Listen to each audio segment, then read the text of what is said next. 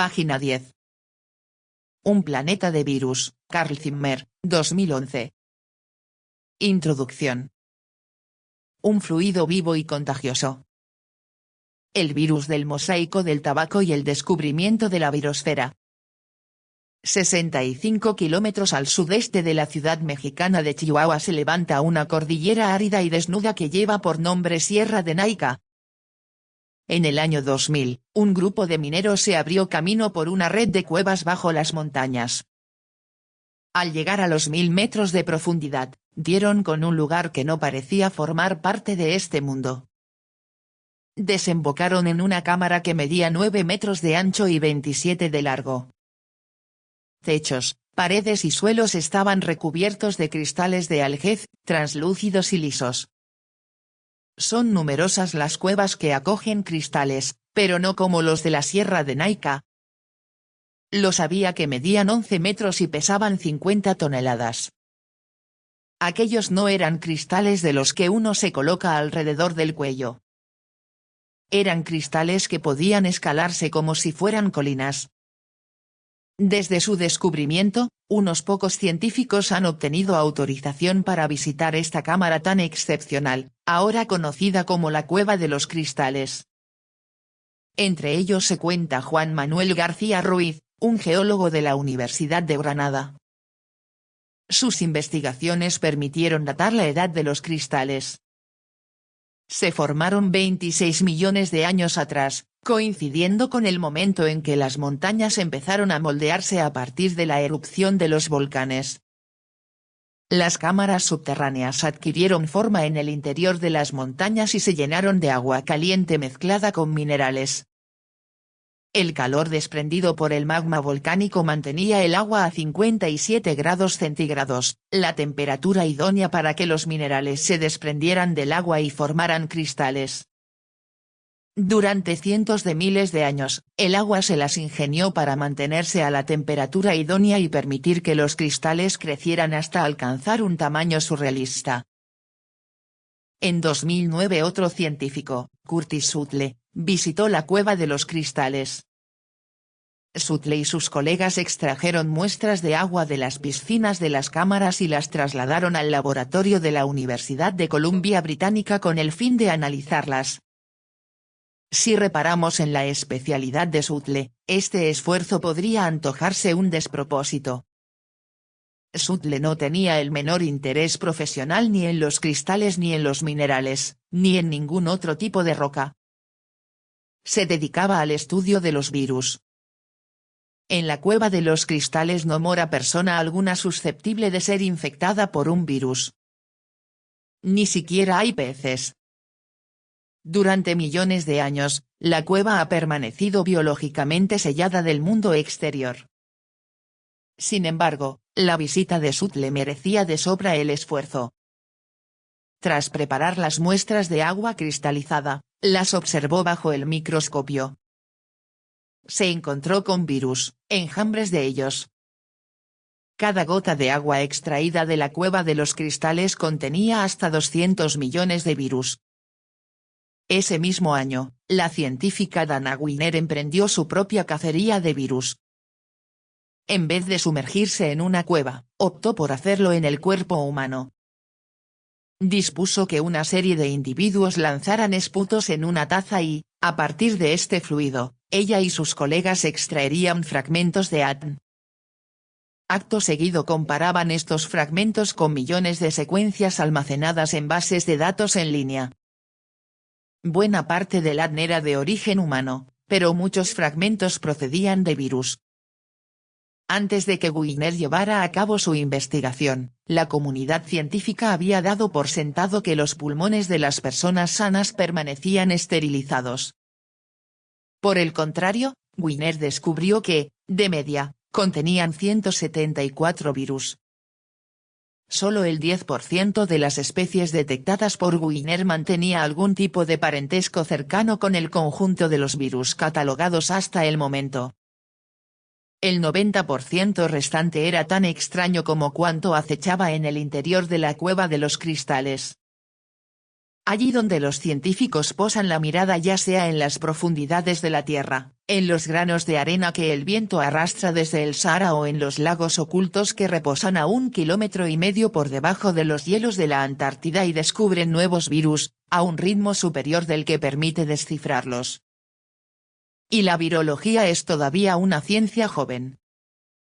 Durante miles de años, nuestro conocimiento de los virus se limitó a sus efectos en la enfermedad y la muerte. No fue hasta hace poco que aprendimos a vincular estos efectos a sus causas. El propio término virus empezó como una contradicción. Lo heredamos del Imperio Romano, cuando se utilizaba para referirse tanto al veneno de una serpiente como al esperma de un hombre. La creación y la destrucción unidas en una sola palabra. Con el transcurso de los siglos, virus adquirió un nuevo significado, pasó a definir cualquier sustancia contagiosa susceptible de diseminar una enfermedad. Podía hacer referencia a un fluido, como la secreción de una úlcera. Podía hacer referencia a una sustancia que circulara de forma misteriosa por el aire. Podía incluso llegar a impregnar un trozo de papel, diseminando una enfermedad a partir del mero contacto dactilar. La acepción moderna del término virus no empezó a cuajar hasta finales del siglo XIX, a raíz de una catástrofe agrícola. Las plantaciones de tabaco de los Países Bajos se vieron asoladas por una enfermedad que dejaba a las plantas diezmadas, sus hojas reducidas a un mosaico de tejidos muertos y vivos. Tuvieron que desecharse plantaciones enteras. En 1879, los granjeros holandeses solicitaron ayuda a un joven químico especializado en agricultura llamado Adolf Mayer. Mayer estudió con detenimiento la plaga, a la que bautizó como virus del mosaico del tabaco.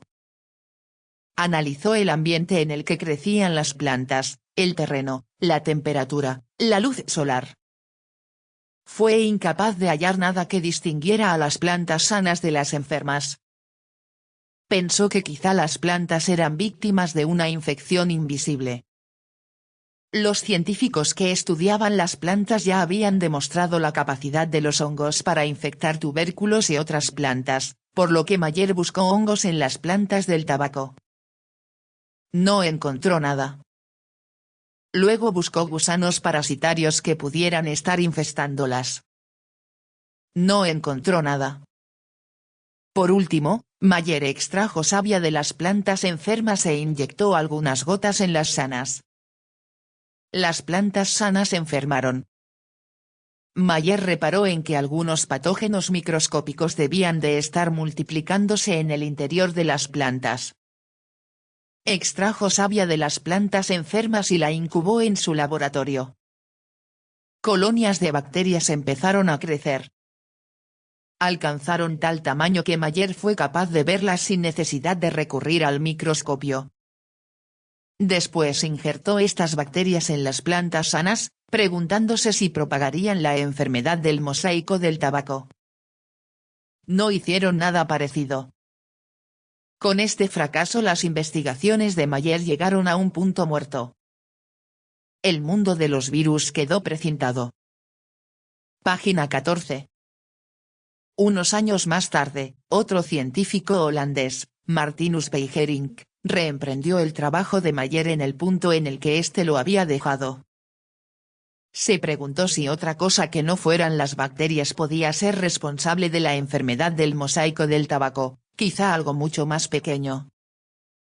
Pulverizó plantas enfermas y pasó el fluido a través de un filtro muy fino que bloqueaba tanto las células de las plantas como las bacterias.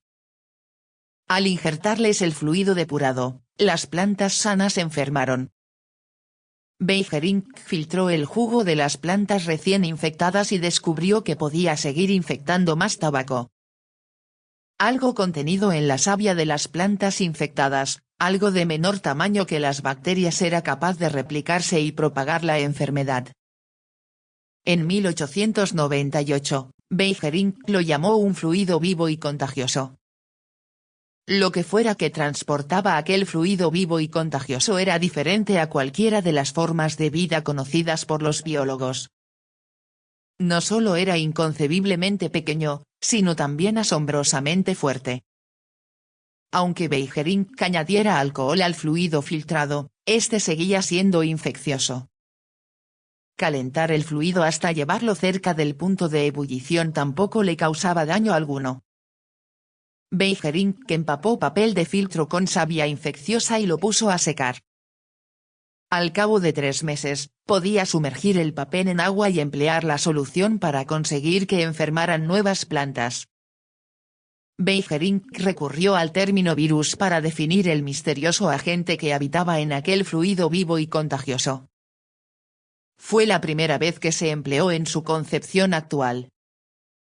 En cierto sentido, sin embargo, Beijerinck lo usó como una forma de definir a los virus por lo que no eran. No eran animales, plantas, hongos ni bacterias. Decir con exactitud lo que eran quedaba fuera de sus capacidades.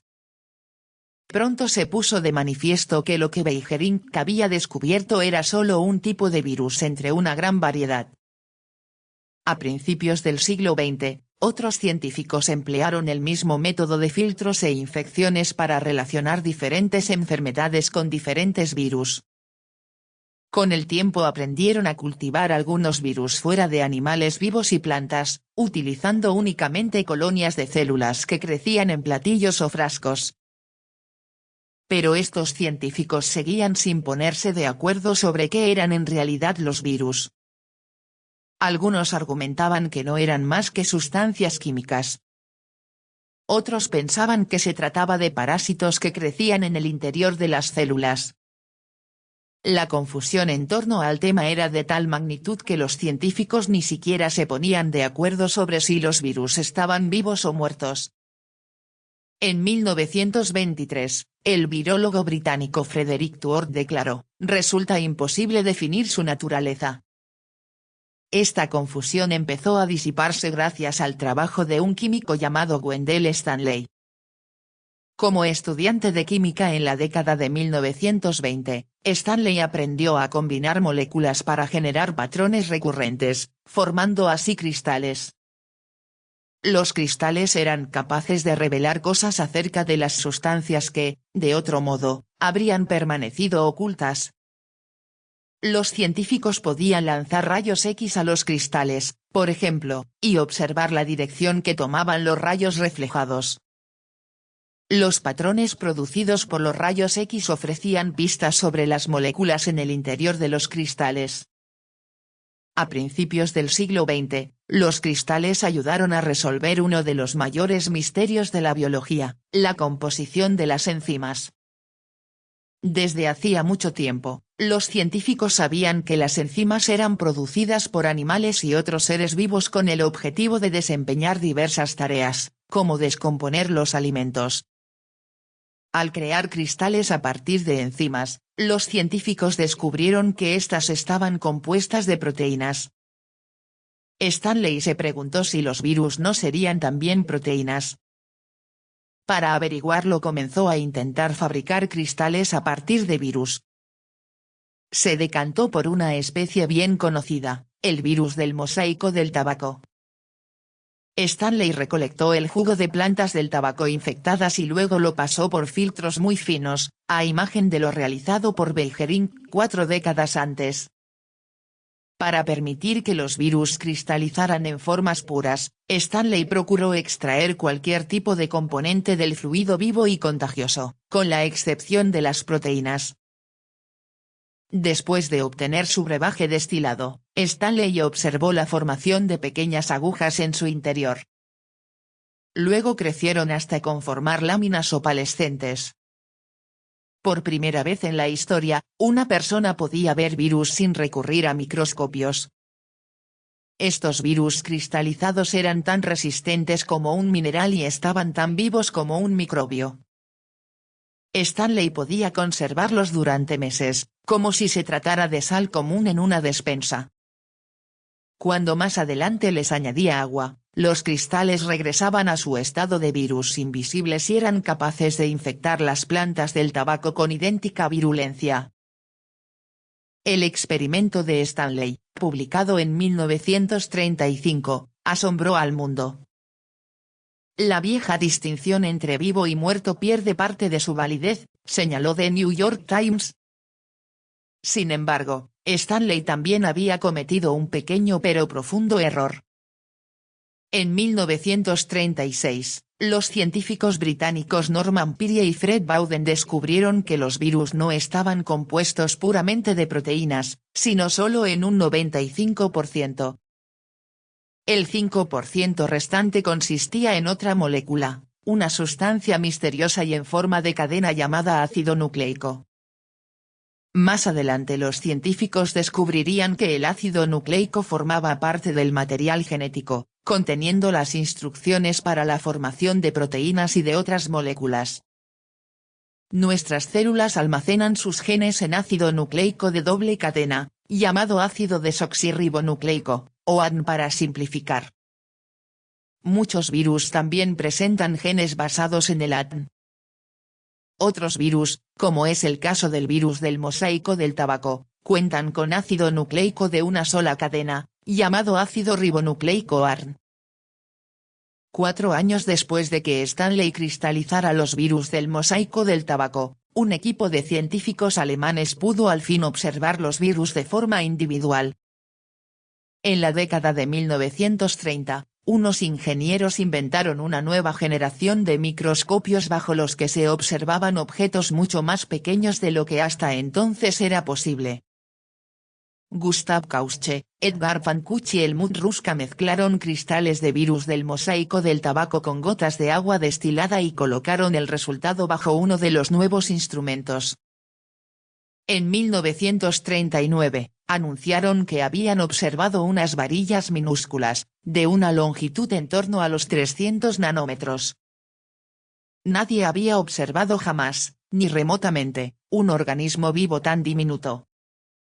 Para tomar conciencia del tamaño de los virus, deposita un único grano de sal encima de la mesa. Obsérvalo con detenimiento. A lo largo de uno de sus lados se podrían alinear 10 células de la piel o un centenar de bacterias. Pues bien, de un extremo al otro de ese mismo grano de sal, se podrían alinear 1 millar de virus del mosaico del tabaco. En las décadas posteriores, los virólogos se consagraron a diseccionar los virus, a cartografiar su geografía molecular. Aunque los virus contienen ácido nucleico y proteínas, igual que nuestras células, los científicos descubrieron numerosas diferencias entre las estructuras de los virus y las células. Una célula humana está abarrotada de millones de moléculas diferentes, a las que recurre para reconocer el entorno, desplazarse, alimentarse, crecer y decidir si se divide en dos o se suicida por el bien de sus hermanas. Los virólogos encontraron que, por sistema, los virus se comportaban de un modo mucho más sencillo. Su configuración básica era la de una cáscara de proteínas que acogía un puñado de genes. Los virólogos descubrieron que los virus podían replicarse, pese a lo rudimentario de su manual genético, a base de apropiarse de otras formas de vida. Procedían inyectando sus genes y proteínas en una célula huésped, que a continuación manipulaban para que produjera nuevas copias de ellos. Bastaba que un virus penetrara en una célula para que, al cabo de un solo día, salieran 1000 virus de la misma. En la década de 1950, los virólogos ya habían desentrañado este procedimiento. Ahora bien, estas conclusiones no significaron la interrupción de la virología. Para empezar, porque sabían muy poco acerca de las múltiples maneras en que los virus podían infectarnos. Desconocían los motivos por los que el virus del papiloma provocaba que a algunos conejos les salieran cuernos o causaba centenares de miles de casos de cáncer cervical cada año. Desconocían por qué algunos virus eran mortales y otros relativamente benignos. Tenían pendiente averiguar el modo por el cual los virus sorteaban las defensas de sus huéspedes y cómo podían evolucionar a una velocidad sin parangón en el planeta. En la década de 1950, No eran conscientes de que un virus, que más adelante se bautizaría como VI, había comenzado su expansión desde los chimpancés y los gorilas a la especie humana, ni que al cabo de 3 décadas se habría convertido en uno de los más letales asesinos de la historia. No podrían haber concebido el número abrumador de virus que campan por la Tierra, no podrían haber intuido que los virus contienen buena parte de la diversidad genética de la vida. Se les escapaba que los virus ayudan a producir una parte sustancial del oxígeno que respiramos y a regular el termostato del planeta. Y ciertamente no habrían podido imaginar que el genoma humano está parcialmente compuesto de millares de virus que en su día infectaron a nuestros ancestros, ni que la vida, tal y como la concebimos, pudo haber tenido su origen en virus que se remontaban a 4.000 millones de años atrás. Ahora los científicos saben todo esto o, para ser más precisos, son conscientes de ello. Ahora reconocen que, desde la cueva de los cristales hasta el mundo interior de los seres humanos, la Tierra es un planeta de virus. Sus conocimientos son limitados, pero es un comienzo. De modo que pongámonos nosotros también a ello. Página 20.